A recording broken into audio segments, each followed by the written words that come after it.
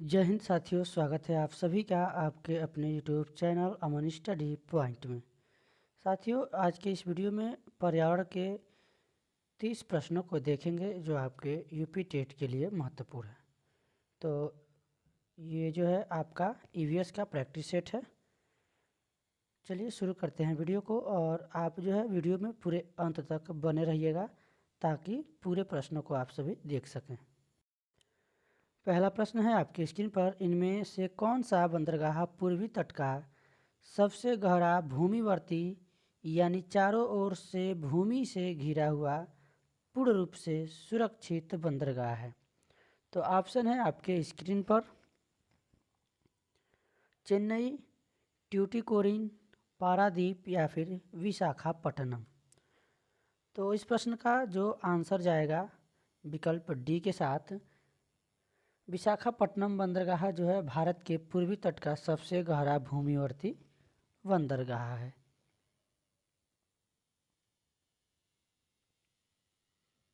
चलेंगे अगले प्रश्न पर, इनमें से कौन सा ग्रीन हाउस गैस प्रभाव के लिए सबसे ज़्यादा उत्तरदायी है? तो ऑप्शन है आपके स्क्रीन पर ऑक्सीजन, कार्बन डाइऑक्साइड, नाइट्रोजन या फिर हाइड्रोजन। तो यहाँ पर जो आंसर जाएगा CO2 यानी carbon dioxide. Green house gas में जो है कार्बन डाइऑक्साइड हरित गृह प्रभाव के लिए सबसे ज़्यादा उत्तरदायी है। और इसकी जो वायुमंडल में मात्रा कितनी है आप लोग कमेंट बॉक्स में बताएंगे। क्या 78% है? और ऑक्सीजन की जो मात्रा है, कार्बन डाइऑक्साइड की जो मात्रा है आप लोग कमेंट बॉक्स में बताएंगे। 78% होता है नाइट्रोजन, और जो ऑक्सीजन होता है यह होता है 21%। कार्बन डाइऑक्साइड की जो मात्रा होती है 0.003 होता है कार्बन डाइऑक्साइड वायुमंडल में। चलेंगे अगले प्रश्न पर, इनमें से कौन सा जल प्रदूषण का स्रोत नहीं है? ऑप्शन है औद्योगिक अपशिष्ट, रेडियोधर्मी कचरा, कृषि जनित कचरा या फिर खनन अवशिष्ट। तो यहाँ पर जो है जल प्रदूषण का स्रोत रेडियोधर्मी कचरा है, औद्योगिक अवशिष्ट यानी कचरा है, अपशिष्ट भी इसको बोलते हैं, कृषि जनित कचरा भी है, जबकि खनन अवशिष्ट नहीं है। तो यहाँ पर जो है डी वाला विकल्प सही होगा। अगला प्रश्न देखेंगे, भारत में बाढ़ संबंधी चेतावनी जारी करता है?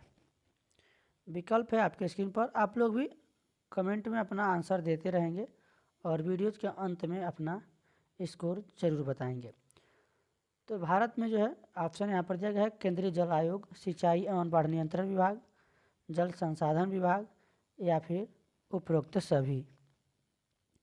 तो भारत में बाढ़ संबंधित चेतावनी सिंचाई एवं बाढ़ नियंत्रण विभाग द्वारा जारी किया जाता है। तो यहाँ पर जो है बी वाला ऑप्शन इस प्रश्न का सही हो जाएगा। अगला प्रश्न है, ग्राम पंचायतों के कार्य हैं जल संसाधनों का रखरखाव, स्कूलों का निर्माण, BPL लाभार्थियों की सूची तैयार करना या फिर उपरोक्त सभी। तो इस प्रश्न का जो आंसर होगा वो विकल्प डी यानी उपरोक्त सभी, ग्राम पंचायतों के ये सभी कार्य हैं। तो डी के साथ आंसर लगाएंगे। चलेंगे अगले प्रश्न पर, पर्यावरण अपघटन के कारण उत्पन्न होने वाले परिणामी खतरों में शामिल है भूस्खलन, बाढ़ एवं सूखा, वनों में अग्नि दुर्घटनाएं या फिर उपरोक्त सभी। तो पर्यावरण अपघटन के कारण उत्पन्न होने वाले परिणामी खतरों में जो शामिल है इसमें जो है सूखा, बाढ़, अत्यधिक वर्षा। तो यहाँ पर जो है विकल्प बी हमारा सही हो जाएगा इस प्रश्न का।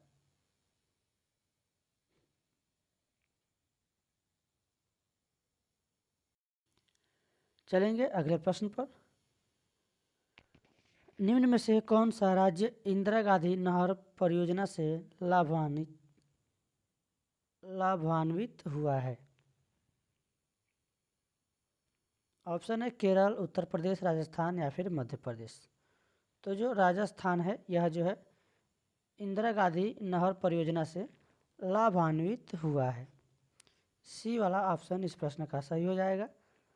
अगला प्रश्न है, निम्न में से कौन सा राज्य इंदिरा गांधी नहर परियोजना से लाभान्वित हुआ है? ये अभी हम लोगों ने देख लिया है। अगला प्रश्न चलिए देखते हैं। पृथ्वी का जुड़वा ग्रह इनमें से किसे कहते हैं? तो पृथ्वी का जो जुड़वा ग्रह है उसे हम शुक्र कहते हैं। और भोर का तारा किसे कहते हैं? तो शुक्र को ही भोर का तारा भी कहते हैं, शुक्र ग्रह को। तो ये भी आप लोग याद रखेंगे। सी वाला जो है ऑप्शन इस प्रश्न का सही होगा। ग्रहों की संख्या वर्तमान में कितनी है? 8 है। बुध, शुक्र, पृथ्वी, मंगल, 4 यहीं पर आपको देख रहे हैं।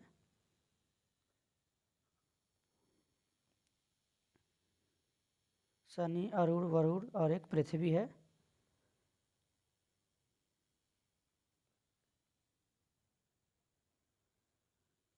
अगला प्रश्न देखेंगे, इनमें से विश्व का सबसे ऊंचा पठार कौन सा है? तो जो विश्व का सबसे ऊंचा पठार है वो है आपका तिब्बत का पठार, यानी इस प्रश्न का जो है डी वाला ऑप्शन सही हो जाएगा। और इसकी जो ऊंचाई है लगभग 4500 मीटर है, 14,800 फीट इसकी ऊंचाई है।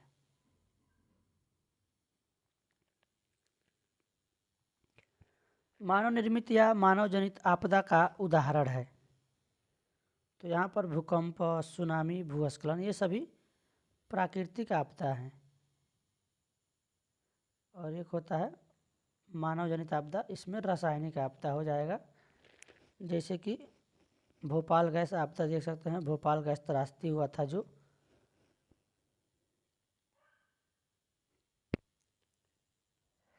और यह जो आपदा है, चलिए इस पे प्रश्न भी है, देख लेते हैं इसको।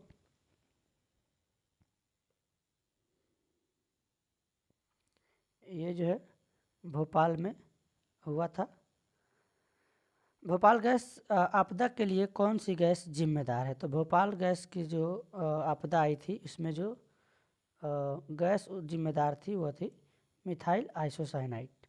इसको मिक गैस के नाम से भी जानते हैं, MIC, मिक गैस। और यह जो है घटना कब घटी थी ये भी आप लोग याद रखेंगे। यह जो है दिसंबर 1984 में घटित हुई थी। दिसंबर 1984 में यह घटना घटित हुई थी, जिसमें बड़ी मात्रा में लोगों की मृत्यु हुई थी। तो ए वाला ऑप्शन इस प्रश्न का सही होगा। अगला प्रश्न है, कौन सी गैस ग्रीन हाउस इफेक्ट से संबंधित नहीं है? तो कार्बन डाइऑक्साइड होता है, मीथेन भी होता है, नाइट्रस ऑक्साइड भी होता है, नाइट्रोजन। इस प्रश्न का ए वाला ऑप्शन सही होगा। नाइट्रोजन जो है यह ग्रीन हाउस इफेक्ट से संबंधित नहीं है। मीथेन आपका CH4 होता है, नाइट्रस ऑक्साइड होता है आपका NO2, क्लोरोफ्लोरोकार्बन होता है आपका CFC गैस, CFCS गैस ये होता है आपका। ये सभी आपके ग्रीन हाउस गैस के लिए जिम्मेदार होते हैं। समुद्री प्रदूषण के कारण नष्ट हो रहे हैं? ऑप्शन है भूमध्य रेखीय वन, पतझड़ वन, कोड़धारी वन या फिर मैंग्रोव वन। तो जो समुद्री प्रदूषण के कारण नष्ट हो रहे हैं वे वन हैं आपके मैंग्रोव वन, यानी डी वाला ऑप्शन इस प्रश्न का सही होगा। जल प्रदूषण अथवा जल जनित रोगों का एक उदाहरण निम्न में से कौन सा है? तो टाइफाइड भी दूषित जल पीने से होता है। तो इसमें जो है अतिसार, सी वाला ऑप्शन देखेंगे, यह जल प्रदूषण यानी जल जनित रोगों का एक उदाहरण है। सी ऑप्शन इसमें सही हो जाएगा। इसको हम लोग डायरिया के नाम से भी जानते हैं, अतिसार रोग को। पर्यावरण शिक्षा का उद्देश्य है? पर्यावरण की सुरक्षा तथा संरक्षण, पर्यावरण के संसाधनों का अधिकतम उपयोग, पर्यावरण के संसाधनों का न्यूनतम उपयोग या फिर इनमें से कोई नहीं। तो पर्यावरणीय जो शिक्षा का उद्देश्य है पर्यावरण की सुरक्षा एवं संरक्षण। ए वाला ऑप्शन इस प्रश्न का सही होगा। चलेंगे अगले प्रश्न पर। पर्यावरण जागरूकता को बढ़ावा देने के उद्देश्य से निम्न में से कौन सी प्रतियोगिता का आयोजन किया जाता है? ऑप्शन है ग्रीन ओलंपियाड, वन महोत्सव, पर्यावरण संबंधी प्रदर्शनी या फिर पर्यावरण दिवस समारोह। तो पर्यावरण जागरूकता को बढ़ावा देने के लिए देने के उद्देश्य से ग्रीन ओलंपियाड प्रतियोगिता का आयोजन किया जाता है।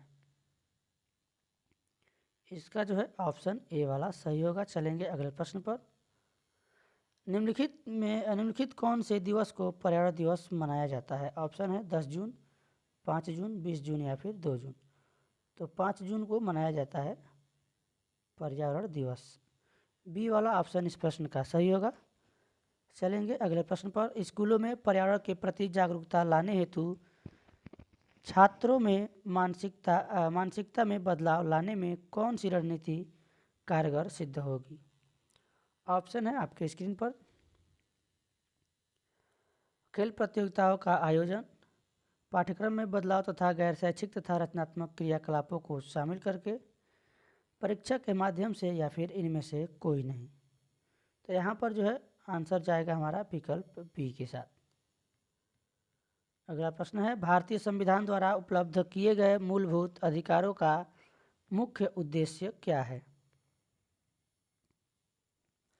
बच्चों का सर्वांगीण विकास, पुरुषों का सर्वांगीण विकास, महिला सशक्तिकरण या फिर नागरिकों के व्यक्तित्व का सर्वांगीण विकास। तो यहाँ पर भारतीय संविधान द्वारा उपलब्ध कराए गए मूलभूत अधिकारों का मुख्य उद्देश्य है नागरिकों के व्यक्तित्व का सर्वांगीण विकास। डी ऑप्शन इस प्रश्न का सही हो जाएगा। अगला प्रश्न है सामाजिक विज्ञान में कौन सा आयाम विषय शामिल नहीं है? इतिहास, भूगोल, राजनीतिक विज्ञान या फिर व्यावसायिक शिक्षा। तो यहाँ जो है सामाजिक विज्ञान में आपका व्यावसायिक शिक्षा जो है यह शामिल नहीं है। जो राष्ट्रीय पाठ्यचर्या रूपरेखा है 2005, इसके द्वारा सामाजिक विज्ञान, इतिहास और भूगोल, नागरिक शास्त्र और अर्थशास्त्र विषय को शामिल किया गया है। व्यावसायिक शिक्षा सामाजिक विज्ञान के विषय नहीं है। तो डी के साथ आंसर लगाएंगे। अगला प्रश्न है अंकों के आधार पर किस पाठ्यक्रम की परीक्षा नहीं की जा सकती? स्वास्थ्य, योगा, संगीत या फिर उपरोक्त सभी। तो इन सभी का जो है अंकों के आधार पर परीक्षा नहीं की जा सकती है, यानी डी वाला ऑप्शन इस प्रश्न का सही हो जाएगा। अगला प्रश्न देखेंगे इनमें कौन एक पर्यावरण समस्या नहीं है? जल का विनाश, दुरुपयोग, जल का संरक्षण, वनों की कटाई, भूमि अपरदन। तो ये तीनों जो है पर्यावरण समस्या है, जबकि जल का संरक्षण यह समस्या नहीं है, यह उसका समाधान है। तो यहाँ पर बी के साथ आंसर लगाएंगे।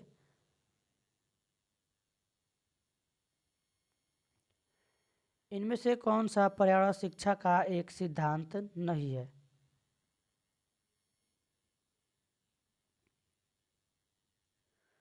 पर्यावरण शिक्षा में सभी की सहभागिता सही है।